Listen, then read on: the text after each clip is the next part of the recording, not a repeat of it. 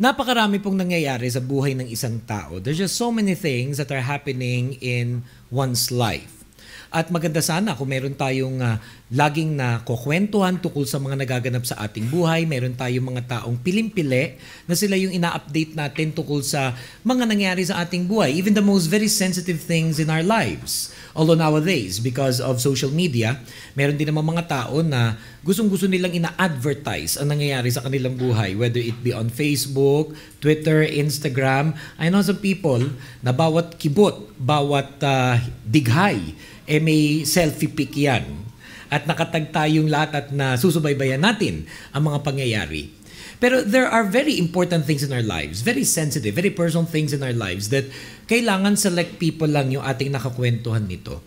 At ang prayer ko for everyone and for everybody, even those who are attending our church today, is that you have such people you can trust, people who are loving towards us, people who will not choose the date and time and place kung kailan nila tayo gustong kausapin. Mga tao na siguro kahit tulog ka, no, ginising, pero importante ka sa buhay nila, pakikinggan ka, magkwekwentuhan kayo kasi nga ang daming nangyayari sa buhay ng isang tao. At ang isa sa pinakamalungkot, na meron kang dinadala, meron kang iniinda sa buhay, tapos wala kang katuwang tungkol dito. And that's why ganun ka-importante lalo yung may church. No church is perfect. Every pastor, every Christian church is making an effort to minister to its people. Kung saan sila inassign, kung ano yung dapat nilang gawin, sino pinakikilala sa kanila ng Lord. And each church and each pastor and each spiritual leader is trying its best to minister to its people with their needs. And OFWs and expats, people like us who live outside of our own homeland, there are just so many things that are happening in our lives. Problems, desires. Complications, directions. And through all of them, sa lahat ng mga pinagdadaanan natin sa buhay, ano dapat ang right attitude? Ano dapat ang attitude natin? No matter what's happening, is that we expect the best. No matter what is happening, we expect the best. Ikaw man yung may nakukwentuhan, meron kang circle of friends na pwede mo mapagkatiwalaan, makasama sa pag-iisip at even in prayer, o ikaw naman yung nag-iisa. Kasi nararanasan din ng OFW yan, lalo na yung bagong-bago sa ibang bansa, yung ikaw man yung nag-iisa. O kahit na matagal ka na, still you don't have so much people in your life that you can trust. But when you have Jesus Christ in your life as Lord and Savior, kahit kailan, hindi ka nag-iisa. Kahit kailan, hindi ka nag-iisa. Ano man ang yung pinagdadaanan sa buhay, problema man, pangarap man, complications man, o di kaya ito ka, tinatawid mo yung direction na binibigay sa iyo ni Lord. This is what God wants us to hear today. Expect the best. Can everybody say this with me? Expect the best. One more time, say it aloud. Expect the best. Tayo po'y manalangin sa Lord. Aming Diyos at aming Ama, nagpapasalamat po kami sa pananambahang nararanasan po namin sa oras na ito. Worship is for you. Worship, going to worship services, this is for you, Lord. Hindi po ito para sa amin, para sa iyo. Pero napakabuti mo na habang nagwo-worship kami sa iyo, kumakanta, nagfe-fellowship, nananalangin, nag-aalay ng aming mga alay sa iyo, Lord, binibless mo pa rin kami. We are not deserving of so much blessing. Binibless mo pa rin kami. And now, Lord, here today, as your people gather, as your people listen to this message, Lord, minister to your people with this blessing of a powerful message that inspires us, that motivates us, that strengthens us to live a life that truly pleases God. Karapat dapat ka, Panginoon, sambahin ng iyong mga anak. At hindi po kami papayag na yung mga problema namin patuloy na gumulo sa aming isipan. Ayaw namin, Lord, na manatili pa ang anumang heartache. Lord, anumang burdens na meron kami, we lay it at your feet. We put it at the feet of Jesus Christ. And we worship you. We glorify your name. Minister to your people right now, once again through your messenger, by the power of your Holy Spirit. As we pray all of these things, in the name of the Father, the Son, and the Holy Spirit. In Jesus' mighty name, this is our prayer. All God's people say, Amen. Expect the best. Expect the best. This is not just an idea. Hindi lang po ito isang ideya, ito isang attitude. Some people have this. Kaya ang tawag natin sa kanila, ito yung mga tao na may positive attitude in life. Yung mga tao naman na hindi ganon, we call it na ito yung mga may negative attitude in life. Sometimes bordering to pessimism. You've met people like this. Na pagkausap mo, laging positive things ang maririnig mo sa kanya. Kahit pa nga mabigat ang problema, dumikit kayo sa mga ganung mga tao, nakakahawa yun. At yan ang isang bagay na magandang nahahawa tayo, yung magkaroon ng mas positive outlook in life. Dahil kung may mga ganong tao tayong kilala, I'm sure meron na rin kayong mga na-encounter na kabaliktaran nun, yun namang very negative. Yung may binabanggit ka, ang unang nakikita niya yung problema, hindi niya nakikita yung possibility. Kinokontra agad. Napakahirap mapangasawa ng ganyan. Yung meron kang gustong mangyari, yung asawa mo wala pang period, no na agad. Inuunahan ka na agad.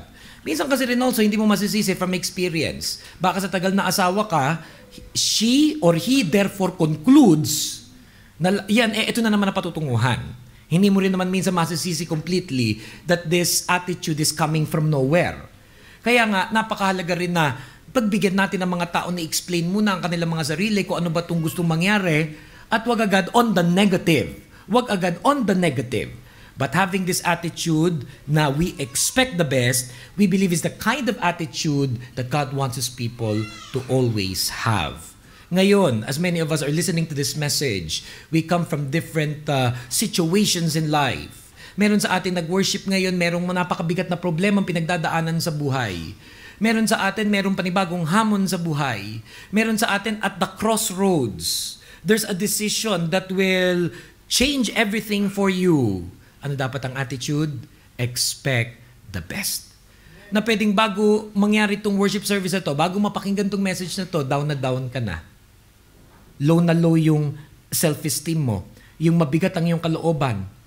It's not an accident that the message today is this. And this is not my message. This is God's message for you. This is God's message for us. That no matter what, we expect the best. Paano po ba nagiging ganun? Bakit nga ba may mga tao napaka-positive ang outlook in life at bakit may mga tao napaka-negative ang outlook in life? Yung positive ang outlook, we call them men and women of faith.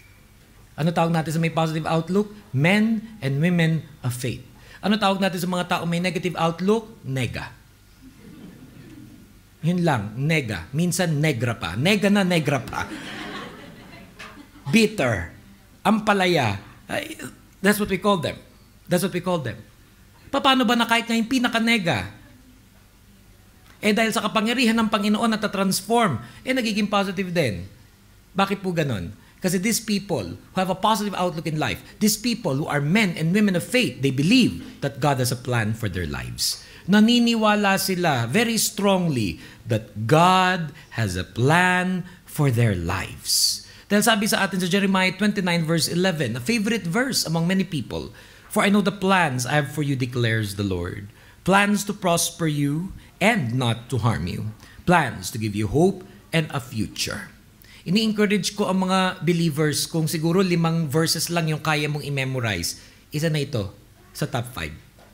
Jeremiah 29 verse 11, "And together we read and say this aloud, For I know the plans I have for you, declares the Lord.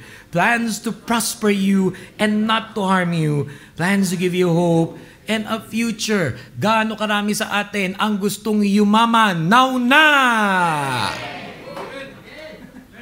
Gaano karami sa atin gusto ng maraming pera? Now na! O kunyari pa yung iba ayaw. Minsan pa, gusto ko malaman, itaas ang kamay kasi yung magtataas yun lang ipagpipray ko. Yung ayaw, ipagpipray ko pa rin. Paghirapin mo, Panginoon. Bigyan mo na isang katerbang dilubyo sa buhay nang maranasan niya yung gusto niya. Yung maghirap. Sino yung gustong maraming blessing sa Lord? Taas nga ang kamay. Praise God! Mas maraming pera, mas maganda. Sabi nga nila minsan, bakit yung mayayaman masasama? Hindi totoo yun. Marami rin mga masasamang mahirap. Marami ding mga mayayaman na mabuti. Hindi lang sila nagyayabang, dahil nagmamalaki. Hindi dun sa presence ng pera yung ibig sabihin ng evil. It is the love of money that is the root of all kinds of evil. Na nagiging mas importante na yung pera kesa sa Diyos, kesa sa pamilya, kesa sa katwiran, yun ang nagpapasama sa Diyos. Pero hindi yung presence ng money. Hindi yung presence ng money. In fact, I truly believe that there are people na ang destiny in life is to be given by God with so much money. May ganong tao na kung bakit sila pinagkatiwalaan ng Panginoon ng ganong pera, Diyos na nakakaalam ng lahat ng kwento tungkol doon. You will find it that in many parts of the world, may naitayong ospital, may naitayong eskwelahan, may naitayong church. Merong isang simbahan, yung lote nila, yung kapilya nila, May mga taong binibigyan ng Lord ng sobrang daming pera, tapos isang hatching lang, hachu, biglang kapilya na yan. Hachu, biglang isang lote na yan. And they do it because that's their destiny. That's their calling. I pray that all of us has that destiny. I pray that all of us has that calling.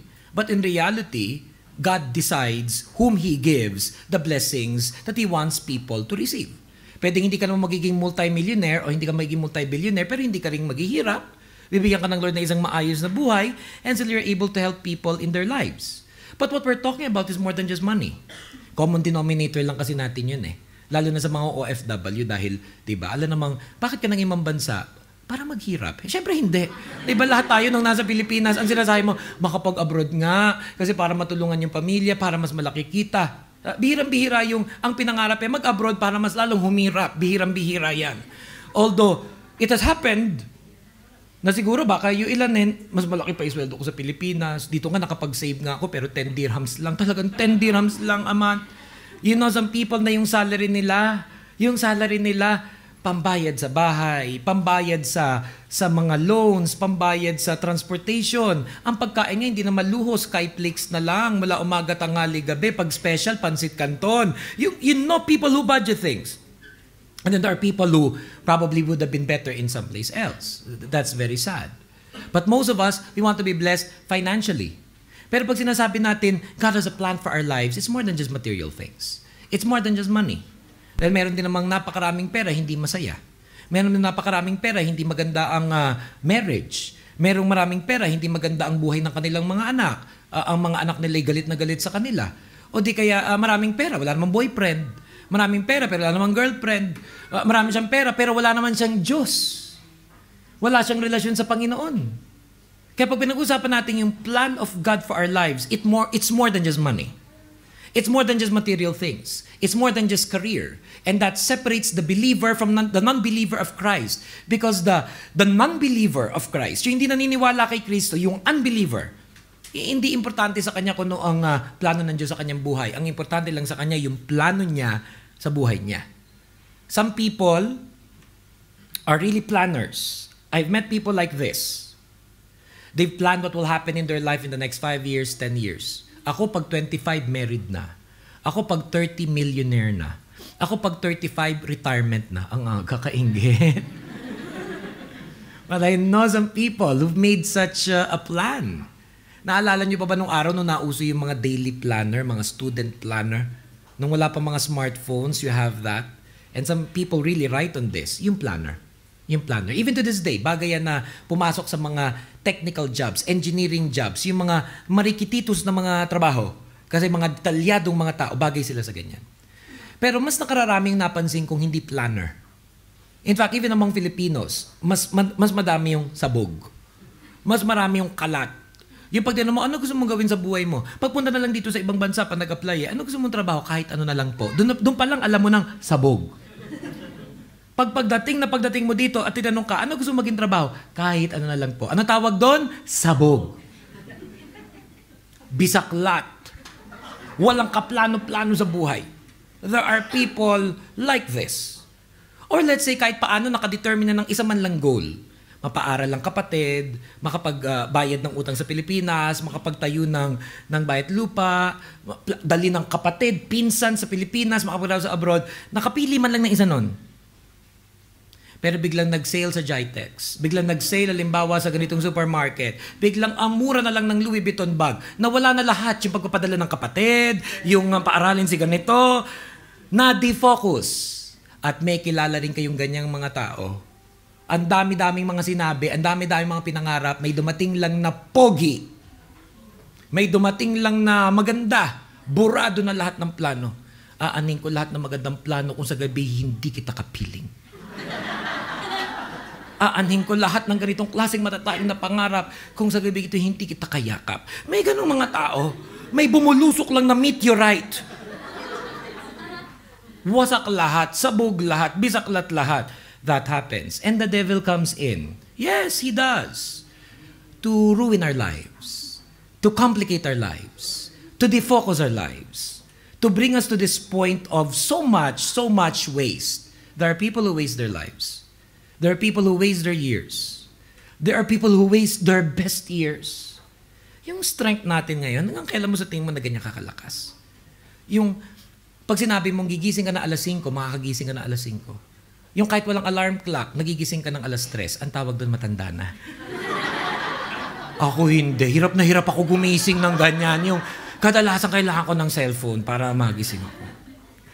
Pero yung kaya mo at will, that you can wake up, yung kaya mo at will, that you will do certain things, na kaya mo at will, magja-jogging ka, mag-exercise ka, may expiration date yan.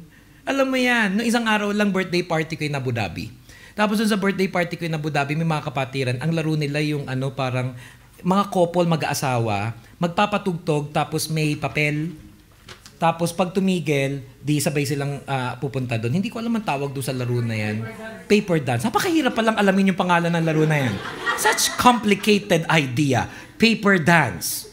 Tapos tiklop ng tiklop, paikli ng paikli, ganyan. Tapos you would see that the couples participating in that come from different generations. May 1980s, 1970s, 1960s, may 1950s pa yata na naroon. At bilib na bilib ako doon sa isang couple na isa sa pinakamatandang couple doon sa church, ipinaglaban talaga nila hanggang sa kinaya nila. Until, you can no longer deny. Ang bigat kasi nung babae, yung tuhod ni kuya, medyo shaky na. Sabi ko, bibigyan pa rin kita ng consolation prize for the effort. For the effort. Pero tanggapin mo na ang katotohanan na pagkatapos itong larong to, isang linggo mong iindahin yan. Isang linggo yan. Hindi makukuha ng Panadol yan, ng Voltaren at ng kanong pain reliever. Because you're no longer young. We have to accept those things. I mean, kayo pala, you have to accept those things. That you are no longer that young. Pero napakalungkot lang nun if you wasted so much. If you wasted so much. I remember when I was very new as a pastor, I was 17 years old when I started pastoring. Hindi naman ganun katagal yun ago. Siguro mga 3 plus years ago. I was 17 years old. I was the youngest pastor dun sa church where I used to serve. 17. And then there was this person who's a retired general na nakakilala sa Lord. Hindi pa pastor, pero later naging pastor, nakakilala sa Lord at his 60s. And then he became a pastor. I will never forget the conversation I had with him when we were sitting down. He said, naiinggit ako sa iyo, pero nagpapasalamat din ako sa Lord. Kasi look at you, you're 17 years old and you decided to give your life to God. God called you to serve at that young age. Ako at 60, doon pala ako nakakilala. Ngayon naging pastor para ako naghahabol sa panahon. And that dawned on me. Una, naniniwala naman ako na walang aksidente sa Lord. May purpose ang Lord sa lahat ng bagay. Kung ako'y pinili ng Lord na maging pastor at 17, at siya'y pinili maging pastor at his 60s, lahat yun part ng plan ng God. Lahat yun part ng plan ng God. But then I also saw in his eyes the regret. I also saw in his eyes, yung iniisip niya yung ang dami niyang na-waste. Including a life far away from the Lord, complicated life, at kung ano-ano pa. Marami sa inyo nakikinig ngayon ng mensaheng ito. Hindi aksidente that God wants you to hear this message, to be reminded of this. Binibigyan tayo ng chance not to waste any more second, not to waste any more minute, not to waste any more year of our lives. Dahil si Lord, napakaganda ng plano niya sa ating buhay. Sounds so basic, but if there's something happening in your life, isa to na pwede natin laging sabihin. Nag-apply ka sa trabaho, hindi ka natanggap. Ano sasabihin? But God has a plan for my life. Halimbawa, may linigawan ka, hindi ka sinagot. Ano sasabihin? But God has a plan for my life. Hindi yung magsisisi siya. Diba? Hindi ganon. Ano sabihin mo? But God has a plan for my life. Hindi nag-workout yung ganitong opportunity. Hindi nag-workout yung opportunity na to. Ano sasabihin? But God has a plan for my life. Laging ganon dapat ang ating attitude. And God, He will reveal to us His plan and guide us in life through the Holy Spirit. God always reveals His plan to His people. Don't make that mistake. Na iniisip mo, ang Lord hindi nangungusap sa kanyang mga anak. Nangungusap siya. Dahil sabi sa atin, sa John 16:12-13, I have much more to say to you, but right now it will be more than you could understand. The Spirit shows what is true and will come and guide you into the full truth. The Spirit doesn't speak on His own. He will tell you only what He has heard from me, and He will let you know what is going to happen. I like that. Ano sabi doon? The Holy Spirit, He will let you know what is going to happen. Kaya kung ngayon parang may agam-agam, kung ngayon parang meron pa rin mga ... kung ngayon meron pa rin mga question mark, there is this unknown in your life.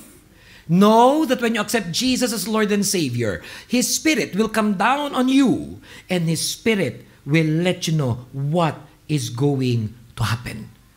Nandiyan dyan si Lord to be our guide. He will guide us. At maraming paraan kung paano ginaguide ng Lord ang kanyang mga anak. Isa na rin to, itong preaching. I place so much value on preaching, not because I'm the one preaching. I place so much value on preaching because it is a ministry of the Lord to His people. Kaya dapat yung nagpipreach, trained. Kailangan yung nagpipreach, ina-anoint ng Lord. Kailangan yung nagpipreach, alam niya yung value ng kanyang gagawin, na siya'y mensahero ng Lord. Because preaching is very important and people who listen to the preaching of the Word of God can expect that as they listen to the Word being preached, God will give them guidance. God will give them guidance. Dalawang bagay ang importante dito eh. Una, yung preacher, at pangalawa, yung nakikinig. Yung preacher, dapat ma-realize niya, ganun ka-importante yung preaching of the Word of God. Dapat nagpi-prepare siya. Dapat siya'y nagpi-pray. Dapat siya'y naghahanda. At dapat nagpipreach siya hindi ng word niya, hindi ng message niya, hindi ng ideya niya. Dapat nagpipreach siya ng message ni Lord. Nagpipreach siya ng Word of God. One of the struggles of some churches and one of the things that some people complain about their churches and preachers is when yung preacher, very clearly, parang may pinatatamaan lang isa o dalawang miyembro sa church. There are people who has told me na kung ano daw yung issue ngayon dito sa church, maasahan mo next week, yung preaching ng pastor, yun yung kanyang preaching. Minsan pa, kulang na lang, banggitan pa ng pangalan eh. Para yun na. O kung ano pang mga indicators that really there was just a few people being addressed. Kaya nga sabi ko, kung may ganun pala mga issue, ang gawin dapat ng preacher, upuan na lang niya yung tao, wag na niya idama yung buong kongregasyon doon sa bagay. Kung ito may sa pera, sa tao, sa love life, o kung ano-ano pa. Ako bilang preacher, I have to be very conscious of that, not only because I know that some people do not like that, but more importantly because our messages are videotaped. They're recorded. As much as it is now being delivered live to minister to the people listening to it live, but on our YouTube channel, somebody is going to review it. Somebody is gonna watch it. Walang kinalaman sa nangyayari sa atin dito. Kaya dapat yung message, hindi pampersonal na patama sa tao. Ngunit ito'y dapat galing sa Lord. At kung ikaw may tinatamaan, alam mong hindi ka pinatatamaan dahil ang Panginoon mismo ang nangungusap sa iyo. Kaya, yung preacher dapat prayerful. Yung preacher dapat prepared, dapat trained, at nabubuhay ng may katapatan sa Panginoon. Nang ang Lord ganahan naman bigyan siya ng message. Ikaw din halimbawa, may papadala kang mensahe sa mensahero mo, hindi naman niya dinala ng maayos yon, hindi ka na uulit doon. Sumakay kayo sa isang taxi at yung taxi driver, hindi mahusay mag-drive, munti kang mapahamak ang buhay mo, hindi ka nasasakay doon sa taxi na at car lift, o meron taong nagdala sa iyo, hindi mo na ulit bibigyan nito ng pagkakataon. Buti na lang si Lord. God of grace and mercy. Buti na lang si Lord. He does not give to us what our sins deserve, what our lives deserve. Buti na lang si Lord. He accepts us for who we are and changes us by His glory. O kung hindi, yung preacher nyo ngayon, hindi na siguro naging preacher of the Word of God. I preach not on the basis of my own personal righteousness. I can preach because of the righteousness that God has blessed me with. I preach not because of my own intellectual capacity, not only because of my academic training. I preach only and only effectively because of the grace and power of God. Doon ng maraming mga preachers sa Biblia, sabi sa Book of Acts, these men did not speak to us with wise and persuasive words. Ano sabi sa Biblia? But with the demonstration of the Spirit's power. Ganon ang servant of God. May magaling mag-explain, pero kahit kano kahusay siya mag-explain. May magaling mag-ingles, kahit kano siya mahusay mag-ingles. Pag walang anointing of the Spirit of God, pag walang grace ng God, the message will not penetrate in that person's life. That's why it is also our prayer. Lord, through our church, sa Rise Up Church, we will be able to raise up and train anointed and trained and faithful preachers of the Word of God. Isa sa gusto natin maging legacy of our ministry is that we're able to impart this desire that amongst us, we will be able to identify and call and raise up preachers who will scatter not only here in the Middle East, but in different parts of the world to become fiery, effective practical preachers of the Word of God. I like everything else in the worship service. Believe me, I'm the first to tell you, I love to sing. I love a band. I love music. It's been my life for the last 20 plus years. Isa mga paborito kong gawin, tumambling, kumain ng bubog at apoy habang kumakanta, magkonsyerto kung saan-saan. But, God has given us this desire that our church will be a ministry that preaches faithfully the Word of God.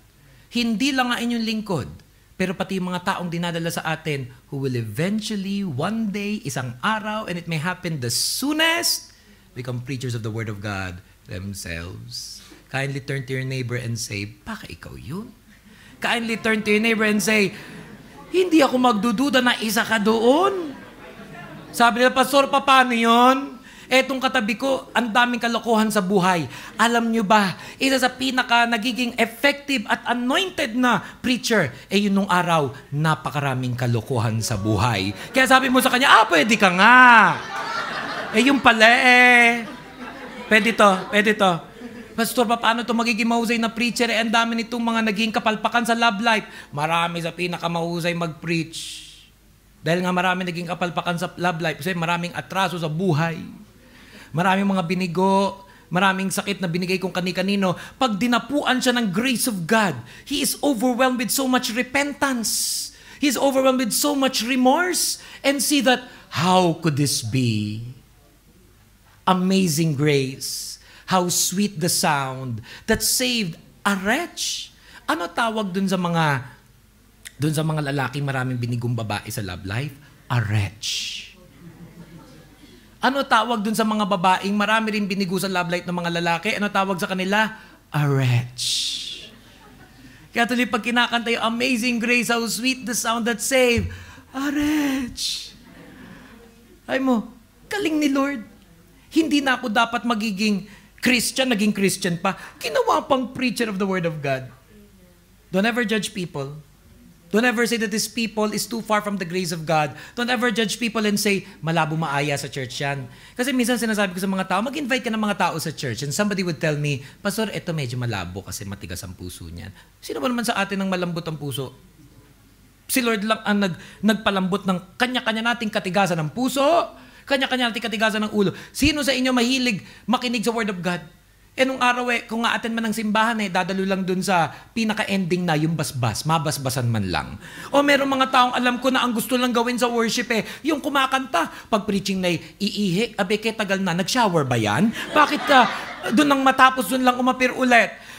Karamihan sa atin, hindi mahilig sa preaching.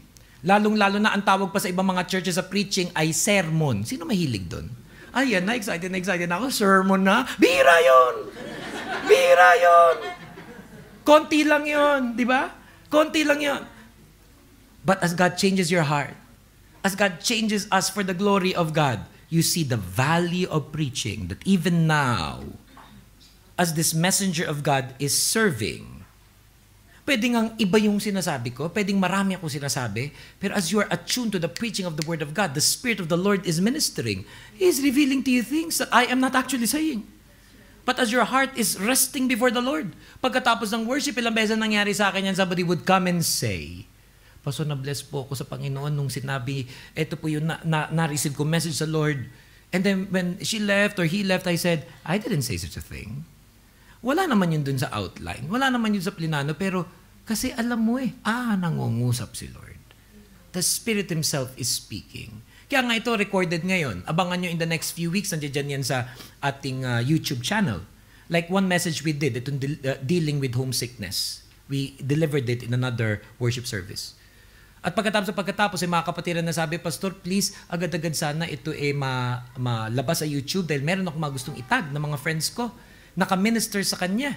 Just last night, it was the message that was viewed by our church in Qatar. And I was blessed when somebody sent me a message and said, Pastor, maraming points naka-minister sa akin, yung dealing with homesickness. And I think very soon, like tomorrow, lalabas na yung message na yan. And even this message, kahit napakinggan na, at marami pang ibang message doon, pakinggan mo, napakinggan, and realize that God is ministering to you as you keep on listening and listening and listening to the Word of God. Yung preaching important, pero important din sa atin bilang mga nakikinig na ito ating pinapahalagahan. Anong tamang attitude? May napapakinggan ka, iniisip mo agad, bagay ito kay ganyan. Yung katabi mo, makinig ka, para sa'yo yan. Yan ang maling attitude. Kung nagagawa nyo man, di nagawa na. Pero sa susunod, wag na ulit. Yung laging, makinig ka, para sa'yo yan. Baka akalain pa nung bisita mo, sinabihan ako na darating ka. Yan na yung inaabangan natin. I remember one time when I was preaching in this youth camp, I was about to preach in this youth camp in the Philippines kasi madalas akong guest speaker nun sa mga youth camp eh. Ayaw ko yung makikipag-meeting sa akin ng matagal at mahaba yung mga leaders nung church na pagsispikan ko at saka yung mga magulang pa nila. Kasi kadalasan hindi lang naman ako binibigyan ng overview. Gusto nilang ibigay sa akin yung sasabihin ko sa anak nila, Pastor, ganito yan, sana i-preach mo yung maghugas ng plato kasi mga anak namin din naghugas ng plato. Sana i-preach po niyo si ganito kasi ganyan. Sabi, di kayo na mag-preach. Ito, mag-preach na kayo na. Ginagawa akong barel, lalagyan ng bala, tapos iisa-isayin niyo. Kaya sabi ko, sapat na give me the theme. Give me like what you are at least generally expecting, but you go in me with details. Minsan naranasan ko na magpipreach ako ng isang church, Bahrain yata yan, at pagdating ko doon sa yung worship, habang nagkakantaan, hinila ako ng pastor, at bago ako mag-preach, sinabihan ako mismo na, Pastor, sana ito yung mga sabihin mo doon sa preaching. Sabi ko, ikaw na lang kaya mag-preach. Di ganun na naman yun. Pinatatamaan mo yung mga tao. Because that's not how preaching should be. At kahit pa nga, napa-attend ka sa isang church, at kahit pa nga, may isang worship service, baka nga, sa kakulangan ng preacher, parang pinatatamaan ka, ano pa rin ang right attitude? Isipin mo, ano sinasabi sa akin ni Lord? Bakit niya hinayaan mapakinggan ko to ulit? Huwag ka lang basta mag-walk out. Huwag ka lang biglang umuwi na masama loob dahil may mga nasabi. Ang isipin mo, Lord, you allowed me to hear this. What are you telling me? Dahil sabi sa atin, sa 2 Timothy 3:16, all scripture is inspired by God. All scripture is inspired by God and is useful for teaching, for showing people what is wrong in their lives, for correcting faults, and for teaching how to live right. So, bukod pa dun sa explanation that some preachers are given, even this own preacher is giving right now, ano yung significant daw? Yung verses? Na mismo habang binabasa yung verse, you're allowing the Spirit of God to speak to you. Kasi nga raw, all scripture is inspired by God. Isa sa mga nakaka-bless yung kahit wala ka na masyadong maraming in-explain, verse pa lang, nangusap na ang Panginoon sa kanyang mga anak. Because the Holy Spirit speaks to His people. At isa pang paraan kung paano nangungusap ang Holy Spirit sa kanyang mga anak is through spiritual leaders. The Holy Spirit will guide our spiritual leaders in giving us godly advice. Kaya hindi pwede ang Christian Lone Ranger. Kailangan ng Christian may church family. Tapos sa church family, nare-recognize niya sino ba yung pastor, sino ba yung mga deacons, elders, sino ba yung mga disciplers, mentors. And you value their input in your life. Hindi naman kailangan kontrolin yung buhay mo eh. I know some churches and I know some people who've complained about this. That their pastor, their leaders are controlling. Yung lahat na lang ng aspeto ng buhay nila pinakikialaman. Ako, I have good news for you. Okay, walang kahilig-hilig mga alam sa buhay ng tao. Pero hindi ibig sabihin na wala akong hilig mga alam sa buhay ng tao, so wala akong pake. I just respect certain people that at different stages and stations in their lives, may mga taong vina-value na nila yung sinasabi ko. Meron namang hindi. Meron mga tao na pinoprocess pa ang lahat ng mga bagay-bagay. But all of our leaders in church, we are training them. At maging ako, I'm asking God to make me better as a shepherd of God so that I'll be able to counsel people, give them godly advice na makakatulong sa mga napaka-practical at mahalagang bagay sa buhay nila. Dahil sabi sa Hebrews 13:17, obey your leaders and submit to them. For they keep watch over your souls as those who will give an account. Let them do this with joy and not with grief, for this would be unprofitable for you. Una, sabi natin, mahalagang meron kang spiritual leader. Whether it's a pastor, a deacon, an elder, a discipler, a spiritual mentor. Importante yun. Tapos pag meron na, kausapin mo siya, sabihan mo siya ng totoo. Alam mo, minsan ng mga spiritual leaders, parang ang tingin ng mga tao sa kanila, doktor. Ano ba ginagawa natin pag nagpapacheck up? Hindi naman natin sinasabi lagi totoo. Dentista, Doktor, natatakot kasi tayo, o nahihiya minsan tayo, malaman nila totoo. Paano ka mabibigyan ng magandang diagnosis ng doktor mo kung hindi mo sabihin yung buong katotohanan? Meron kasi mga karamdaman na parang nakakahiya. Meron kasi mga sitwasyon na parang hindi nila akalain na magagawa mo pa. Kaya nahihiya sa dentista, nahihiya sa doktor. Halimbawa, bad breath. Alam na ng dentista yun na marami tao na pumupunta sa kanila bad breath. Nakakahiya talaga, kaya nga nandun ka sa doktor para magawa niya ng paraan yung bad breath mo. Ano ba pag tinanong ka, kasi ba nagtutoothbrush ka everyday? Opo, pero ang totoo hindi naman. Pwede ganun lang kasimple yun eh. And you go to pastors, you go to leaders, sometimes ganun din. Kaya ako pag unang upo sa akin for counseling, alam kong medyo sa umpisa parang paligoy-ligoy pa yan. Pwedeng sa umpisa parang hindi pa kaya sabihin ng totoo, hindi ko fini-force, hindi ko pinipilit. But at some point, God ministers to this person, comfortable na with me, kailangan sabihin yung totoo. Nang matulungan ka, mag-guide ka. At pag binigyan ka na ng guidance, ano sabi ng Hebrews 13:17? Obey your leaders. Obey your leaders. Kailan lang po dapat hindi obey yung mga leaders natin? Pag ikapapahamak natin. Health mo, pamilya mo, buhay mo. Pag pagsunod mo sa kanya magkakasala ka, doon lang natin dapat hindi susundin. Pero pag ang issue preference lang, o di naman kaya meron isang bagay na napaka-difficult gawin, pero alam mo yun ang tama, sundin mo siya. Kasi tinawag mo siyang pastor eh. Isa naman may nagtanong sa akin mga single people, Pastor, kinukonsider ko po itong 3 babae na to para ligawan. Ano po ba ang masasabi ninyo? Tinanong ako eh. Eh di may sinabi ako. Tapos natapos ang sabi, Pastor, ba't naman ganyan? Eh tinanong mo ako eh. So pag kinukonsider mo na mahalaga yung input ko, yung input na yun sana'y makatulong sa pagdi-decide mo sino ba ililigawan mo dito sa 3. Minsan may nagpa-counsel sa akin. Napaka-busy pa nung schedule. Ginawan ko ng paraan. Parang I dropped everything. Hindi dito sa Pilipinas to nangyari. I dropped everything. Ako between preaching and counseling, mas gusto ko preaching eh. Yung counseling, ipapasa ko na lang siguro sa mas qualified at saka mas may time. Time-consuming kasi yun eh. Pero pag kailangan na kailangan, pag emergency na emergency, I drop everything and go to this person. Our leaders, they have my number, my personal number. I don't give it to everyone. Pag organizational ministry concerns, I tell them, contact my assistant pastor in church. If it requires my immediate attention, they will tell it to me. Pero leaders natin, when it comes to their personal problems, their families, magko-collapse na sila, you can disturb me anytime in the day. Kahit patulog ako, hindi nakakahiya yan. Yun na ang parte ng inyong buhay na dapat akong maging blessing. At ganun din yung training ko sa mga leaders natin, dahil hindi ko naman kayang gawin yan sa lahat ng tao, kayo naman ang gumawa niyan sa ibang tao na at any time, basta emergency, you approach them. Hindi biglang tatawagan ako, Pastor, pasensya na po, nagising ko po kayo. Bakit? Ano po ba ulam natin bukas sa church? Minudo po ba o kare-kare? Naman. Pag meetingan nyo na lang ng food committee, iyan. Pero pag halimbawa tumawag at sinabi, Pastor, nagsapa ka na naman po kami ng asawa ko, saan ba yan? Let me go. I'll go there immediately. Pastor, yung anak ko po, nakakonfide. We'll go there immediately. No time is sacred.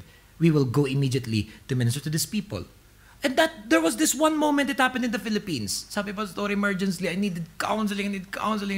Let's go. Babae ito eh. Pag-upo, kaharap kong ganyan, in a public place yun. Iyak agad, sabi niya, Kuya. Bakit? Tapos biglang nag-ring yung phone.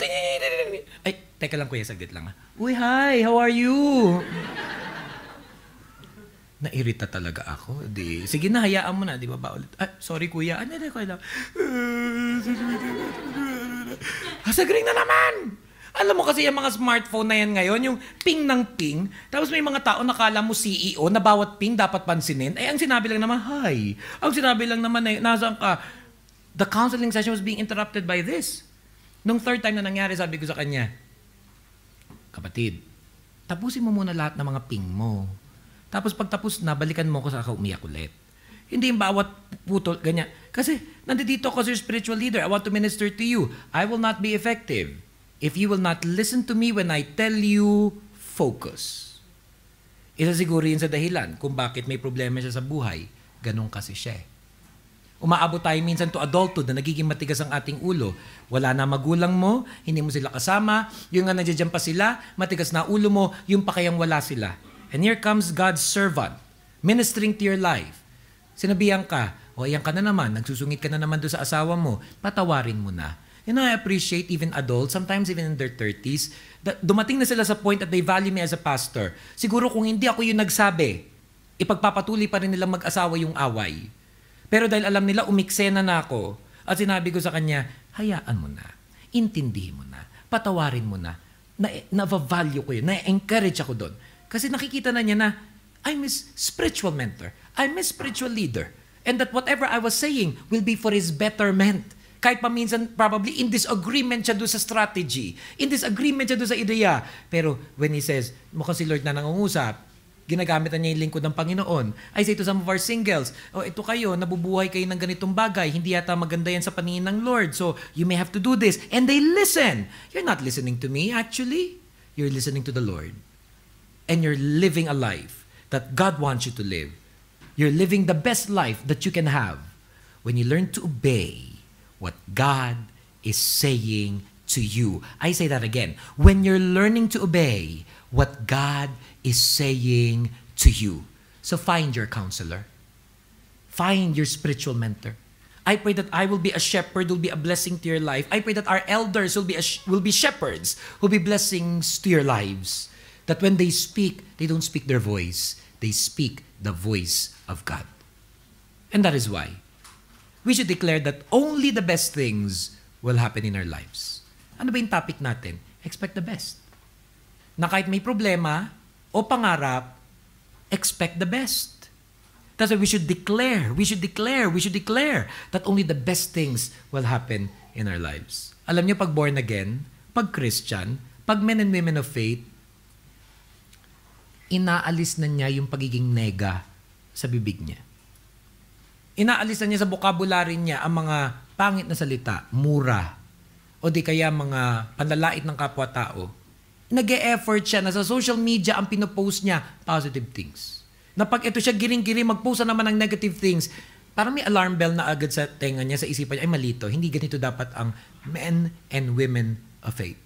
Because we should declare only the best things will happen in our lives. Proverbs 18:21 says, death and life are in the power of the tongue, and those who love it will eat its fruits. Magkakasakit na yata ako. Dagdagan natin, in Jesus' name. O di para magkasakit ka na nga ng dire-diretsa. Mamamatay na yata ako. In Jesus' name. Declare ka ng declare. Wag mong unahan. Dahil pag kukunin ka ni Lord, Amen. Amen. Ano tandaan natin? Pag kukunin ni Lord. Minsan kahit natutulog lang. Subukan nyo mamaya matulog kayo, mamayang gabi.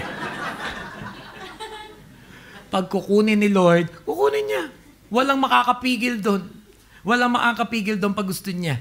Pero muunahan. Ibig sabihin mo, makakasakit ang mamatay na yata ako. Wag, I declare mo, I will live a long life. God is healing my body.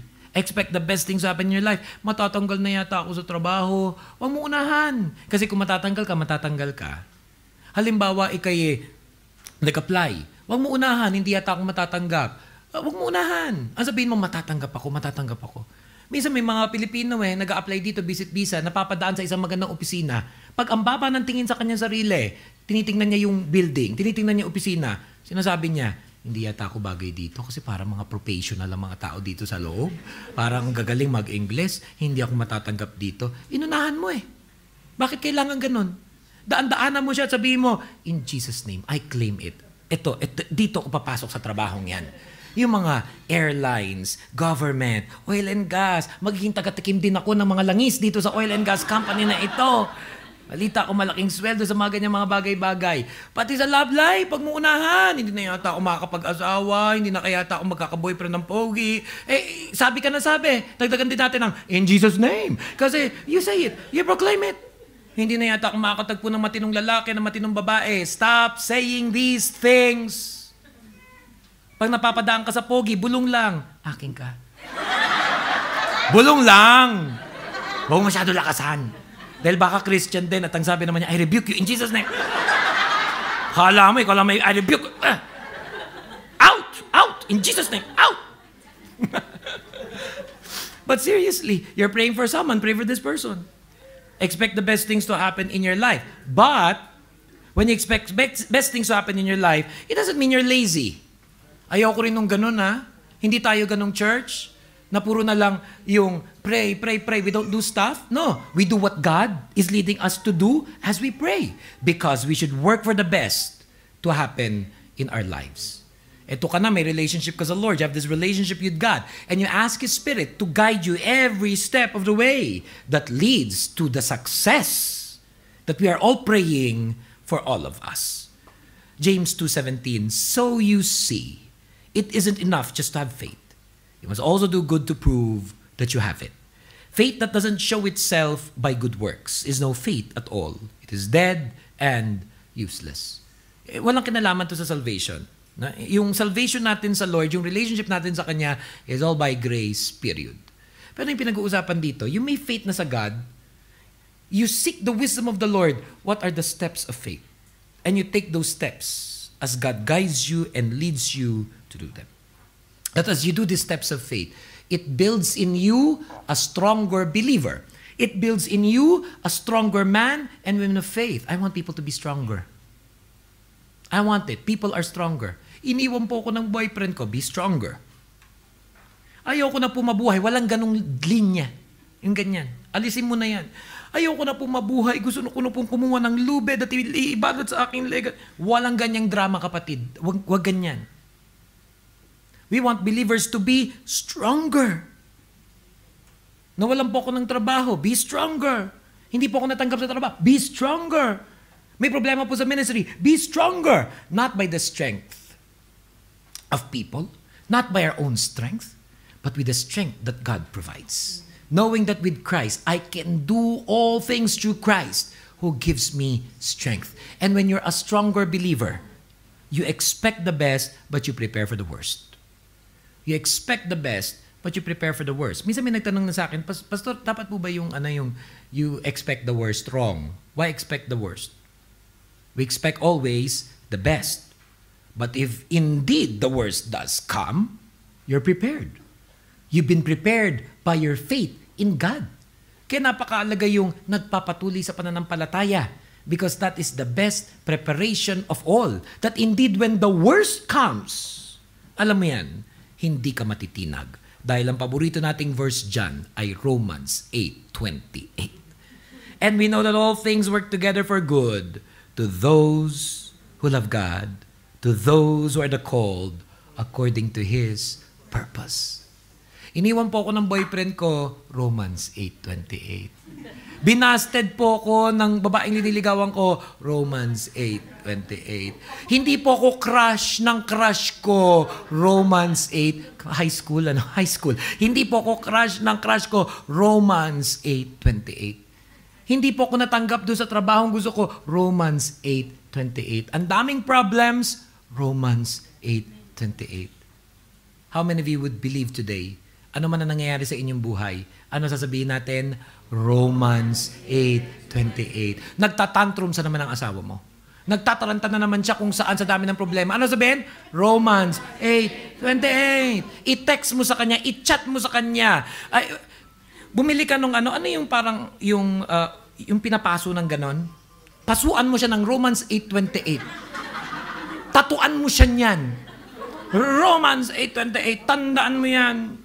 That we know that all things work together for good for those who love God, for those who are the called according to His purpose.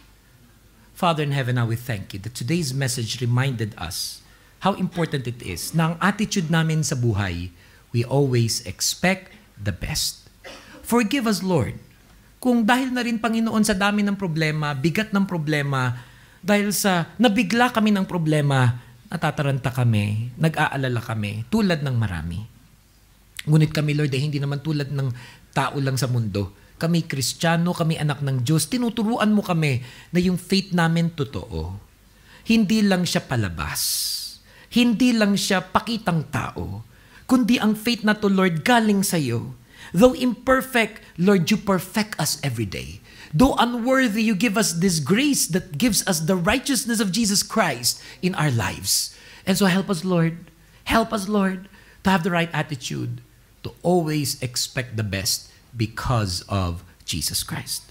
Mga kapatid sa Panginoon, samantay nakaupo, ano man ang ating prayer request, meron man tayong mga problema, meron man tayong mga pinapangarap, tulad ng gawin natin, ginagawa lagi, why don't you lift both of your hands to the Lord and we will lift to God our prayer concerns, our prayer requests. Marami yan iba't ibang klase. Come, don't ever stop trusting and believing in God's provisions. Father in heaven, we thank you. Because we know hindi pointless ang pagtaas ng kamay na to. Alam namin, Lord, na hindi ito sayang. Pagkat sa bawat tinataas na kamay ay pagtaas ng puso't isipan namin nagtitiwala sa inyo for miracles, for healings, for signs and wonders, for supernatural financial provision. Thank you, Lord, because we know, truly, God, you have a plan for our lives. You have a plan for our lives. And we trust in you for everything. We trust in you for everything. As we pray this, in the name of the Father, the Son, and the Holy Spirit, in Jesus' name, Amen. Palakpakan po natin muli ang Panginoon.